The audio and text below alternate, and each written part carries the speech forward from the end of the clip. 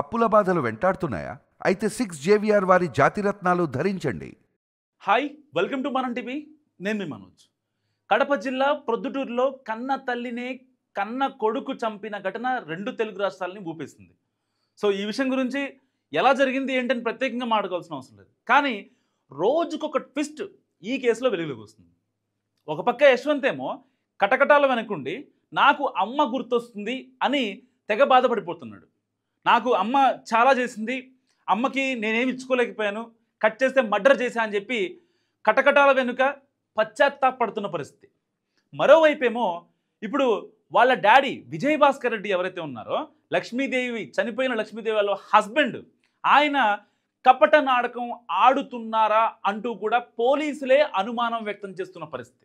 ఎందుకంటే లోపలున్న కొడుకు, బయటన్న తండ్రి ఇద్దరు చెప్పే సమాధానాలు ఎక్కడా కూడా సింక్ కాని పరిస్థితి. పోలీసులకి మెంటల్ ఎక్కుతుంది లిటరల్గా. ఎందుకంటే ఆ రోజున ఏ రోజైతే హత్య జరిగిందో, లక్ష్మీదేవి హత్య, యశ్వంత్ హైదరాబాద్ నుంచి ప్రొద్దుటూరు వచ్చి పొద్దున్నే దిగిన తర్వాత తను ఫ్రెషప్ అయిపోయి వాళ్ళ అమ్మని కిచెన్లో ఉన్న కత్తితో పొడిచి వరండాలోకి లాక్కొచ్చి ఆ టైంలో వాళ్ళ నాన్న అరుపు విని మాత్రమే బయటకు వచ్చాను అని చెప్పేది అక్కడ ఉన్న వాళ్ళు ఎవరైతే ఇంటి పక్కన వాళ్ళకి కావచ్చు, పోలీసు వాళ్ళకి కావచ్చు, ఫస్ట్ ఎఫ్ఐఆర్లో వాళ్ళ స్టేట్మెంట్ రికార్డ్ చేసేటప్పుడు చెప్పిన మాట. కానీ ఇప్పుడేమంటాడు, లేదు నా ముందే కత్తి తీసుకొని పారిపోయాడని చెప్పి మళ్ళీ పోలీసులో ఇంట్రాగేషన్లో వాళ్ళ నాన్న విజయ్ భాస్కర్ రెడ్డి చెప్తున్న పరిస్థితి.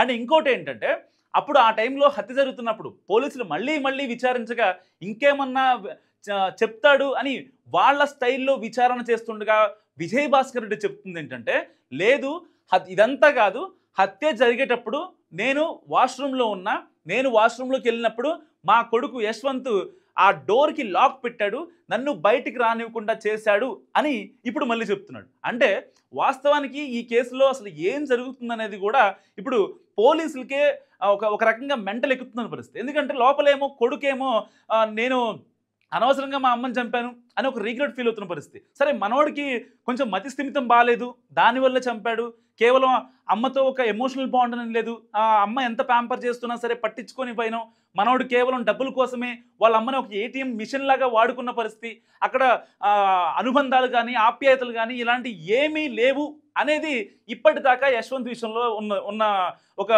మార్క్ అనమాట. కానీ వన్స్ యశ్వంత్ కటకటాల వెనక్కి వెళ్ళిన తర్వాత ఆ రోజున అంత్యక్రియల రోజున కూడా సాయంత్రం పూట ఆయన్ని బయటికి రానివ్వడం కోసం తల్లికి తలకొరివి పెట్టాలని చెప్పి విజయ్ భాస్కర్ రెడ్డి ఎవరైతే లక్ష్మీదేవి వాళ్ళ హస్బెండ్ ఉన్నాడో యశ్వంత్ని బయటికి తీసుకురావడం కోసం ఆయన చూపించిన కన్సర్న్ కావచ్చు, దాని తర్వాత మా బాబు చాలా ఇబ్బంది పడుతున్నాడు అని చెప్పే విధానం కావచ్చు, ఎంతవరకు కూడా యశ్వంత్ని సేవ్ చేసే యోచనలో మనోడు పోలీసులకే తప్పు, వాళ్ళని రాంగ్ ట్రాక్ పట్టిస్తున్నట్టు పోలీసులు అనుమానిస్తున్న పరిస్థితి. సో అంటే ఒక రకంగా లక్ష్మీదేవి హత్యలో ఈ విజయ్ భాస్కర్ రెడ్డికి కూడా ఏమన్నా హస్తం ఉందా అని కూడా అనే కోణంలో ఇప్పుడు పోలీసులు విచారణ చేస్తున్న పరిస్థితి. వాస్తవానికి మొదటి నుంచి ఈ క్రైమ్ ప్యాటర్న్ ఓన్లీ యశ్వంత్ చేశాడు. యశ్వంత్ ఒక వియర్డ్ క్యాండిడేట్, ఎక్కువ మాట్లాడు, చాలా సైలెంట్గా ఉంటాడు, ఏదైనా కూడా అబ్జర్వ్ చేస్తూ ఉంటాడు, దేనికి కూడా రియాక్ట్ కాడు. వాళ్ళ ఇంట్లో వాళ్ళతో కొన్ని సంబంధాలు ఉన్నప్పటికీ అవి ఓన్లీ ఆర్థిక పరమైనటువంటి సంబంధాలే తప్ప వాళ్ళ ఇంట్లో వాళ్ళని ఎప్పుడు కూడా తను పట్టించుకోవడం కావచ్చు, లేకపోతే ఫోన్ చేసి ఎలా ఉన్నారు ఏంటి, ఎప్పుడు మీరు హైదరాబాద్ వస్తున్నారు మనం కలుద్దామా, లేదంటే నేనే ఇంటికి వస్తాను అని మాట్లాడటం కావచ్చు, ఇలాంటి కాన్వర్జేషన్స్ చాలా తక్కువ. యశ్వంత్ ఇంటికి ఫోన్ చేశాడు అంటే ఒకే ఒక్క రీజన్, అది డబ్బుల కోసమే. సో మనోడికి సర్వైవల్ కోసం ఆ డబ్బులు కావాలి అండ్ మూవీ సైడ్ వెళ్దాం అనుకుంటున్నాడు.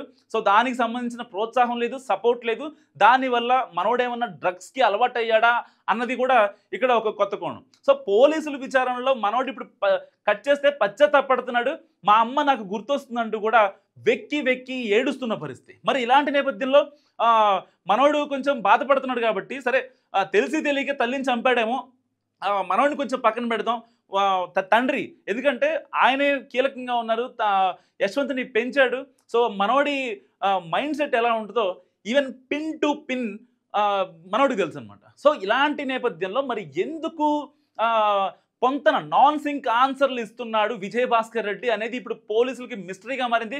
ఒకవేళ ఈ కేసు వెనకాల విజయ్ భాస్కర్ రెడ్డి ఉన్నాడా, హత్య వెనుక వీళ్ళిద్దరికి పడక ఒక కొడుకుని అడ్డం పెట్టుకొని ఇలాంటి పనులు ఏమన్నా చేయించాడా అంటూ కూడా ఇప్పుడు పోలీసులు తల పట్టుకుంటున్న పరిస్థితి. ఎందుకంటే అక్కడున్న వాళ్ళు చెప్పేది ఒకవేళ అంటే ఈ క్రైమ్ సీన్ని చూసినటువంటి ఇంటి పక్కన వాళ్ళు కావచ్చు, పొరుగింటి వాళ్ళు కావచ్చు, వాళ్ళు వీళ్ళు మాట్లాడుకుంటుంది ఏంటి, ఓన్లీ యశ్వంతే చంపాడు, అక్కడ సీన్ ఆఫ్ అఫెన్స్లో యశ్వంతే ఉన్నాడు, ఆయన లాక్కొచ్చాడు, వరండాలో లాక్కొచ్చి ఆ రక్తపు మడుగులో పడేసి చివరిసారిగా గట్టిగా అరిచింది అని చెప్పి కొంతమంది మాట్లాడుతున్న పరిస్థితి. లేదు అసలు ఆ టైంకి కత్తి పట్టుకుని ఇంట్లోంచి పారిపోయాడు అని చెప్పి ఈయన విజయభాస్కర్ రెడ్డి చెప్తున్న పరిస్థితి. అంటే ఏది కూడా నిజంగా ఇక్కడ పోలీసులు మళ్ళీ అసలు ఆ సీన్ ఆఫ్ అఫెన్స్ ఎలా జరిగింది ఏంటని చెప్పి మాట్లాడుతున్న క్రమంలో ఎక్కడా కూడా ఒకరు చెప్పేదానికి ఇంకొకరు చెప్పేదానికి యశ్వంత్ ఇంకా విజయభాస్కర్ రెడ్డి ఇంటి చుట్టుపక్కల వాళ్ళు చెప్పేదానికి ఎక్కడా కూడా సింక్ అయ్యే పరిస్థితి అసలు దొరకట్లా.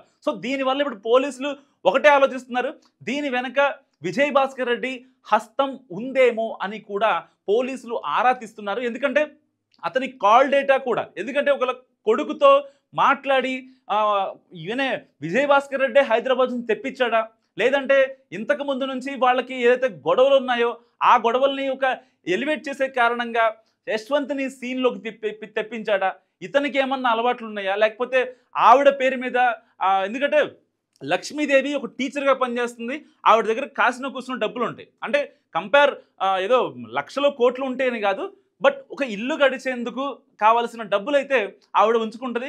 అండ్ ఒకగానొక కొడుకు, తనకు కావాల్సిన సేవింగ్స్ కూడా ఈవిడే పంపించే పరిస్థితి. సో మరి ఈ విజయభాస్కర్ రెడ్డి ఒక వైన్ షాప్లో హెల్పర్గా ఉంటున్నాడు, ఏదో చిన్న పూట గడటం కోసం, కడుపులోకి 4 మెతుకులు పోవడం కోసం సో చేసే పరిస్థితి.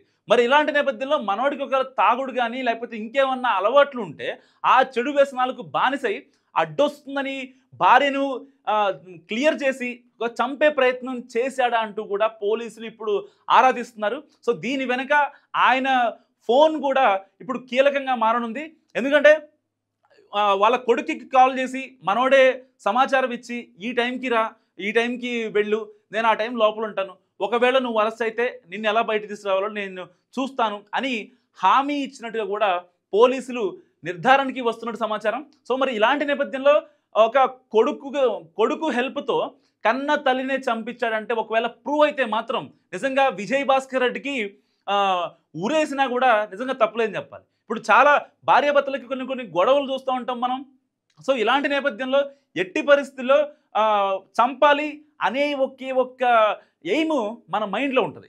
అలాంటి టైంలో కొడుకుని యూజ్ చేసుకొని కొడుకు భవిష్యత్తుని కూడా నాశనం చేసి కొడుకుని ఒక రకంగా అంటే ముద్దాయిగా నిందితుడుగా అందరిలో ప్రూవ్ చేశాడు కాబట్టి, అంటే ఒకరి దానికోసం 2-3 జీవితాలతో ఆడుకున్న వ్యక్తిగా ఒకవేళ విజయభాస్కర్ రెడ్డి చిత్రీకరిస్తే మాత్రం నిజంగా ఈ కేసులో పెద్ద ట్విస్ట్ అవుతుంది.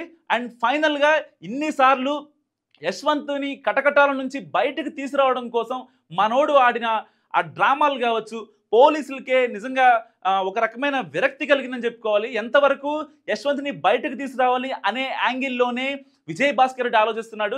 ఆ చూపించే కన్సర్న్ వేరు. ఎంతవరకు కొడుకుని బయటికి తేవడం కోసమే, ఇక్కడ తల్లిని చంపాడు, నా భార్యని చంపాడు, నా భార్య ఇక లేదు, ఇక రాదు అనే బాధ మాత్రం నిజంగా విజయభాస్కర్ రెడ్డిలో ఏ కోచానా కూడా కనపట్లేదట. సో పోలీసులు తమదైన స్టైల్లో విచారణ చేసిన తర్వాత ఈ కీలక విషయాలు తెలుస్తున్నాయి. మరికొద్ది గంటల్లో ఈ కేసు మిస్టరీ కూడా వీడే అవకాశం ఉంది. ఒకవేళ చాట్ హిస్టరీ కావచ్చు, ఫోన్ హిస్టరీ కావచ్చు, ఆ CDR వస్తే ఇంకా మరింత డేటా కూడా పోలీసుల దగ్గరికి వస్తుంది. సో దాన్ని బట్టి ఎవరు హత్య చేశారు అనే విషయం ఈ కేసు సుఖాంతం అవుద్దని కూడా ఎక్స్పెక్ట్ చేయొచ్చు. సో ఈ వీడియో గురించి మీరేమనుకుంటున్నారు కామెంట్ రూపంలో చెప్పండి. చూస్తున్నానండి మనం టీవీ.